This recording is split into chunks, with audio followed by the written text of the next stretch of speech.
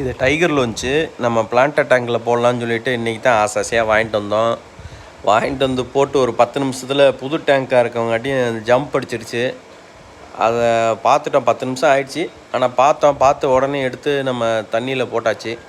தண்ணியில் போட்டால் அது கில்ஸ் மட்டும் லைட்டாக ஆடுது. மேலே இருக்க அந்த டஸ்ட்டை வந்து உடனே எடுத்துடாதீங்க. ஏன்னா காஞ்சி ஒட்டி இருந்துச்சுன்னா நம்ம பிரிக்கும் போது தோல்லாம் உறிஞ்சிட்டு வந்துடும். அதனால் ஒரு 10 நிமிஷம் 1/4 மணி நேரம் கழித்து அது கொஞ்சம் ரெஸ்ட் எடுத்ததுக்கப்புறம் நம்ம அதை எடுத்து கிளியர் பண்ணிடலாம். கிளியர் பண்ணிட்டு மறுபடியும் தண்ணியில் விட்டுடலாம்.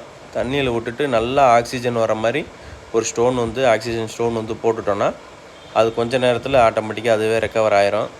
இது கொஞ்சம் ஹார்டியான ஃபிஷ் தான், ஒன்றும் பிரச்சனை இல்லை. அதனால் ரெக்கவர் ஆயிரும் நம்பிக்கை இருக்குது. 10 நிமிஷம் கழித்து திருப்பி நம்ம எடுத்து பார்த்தோம். கொஞ்சம் அசைவு இருந்துச்சு.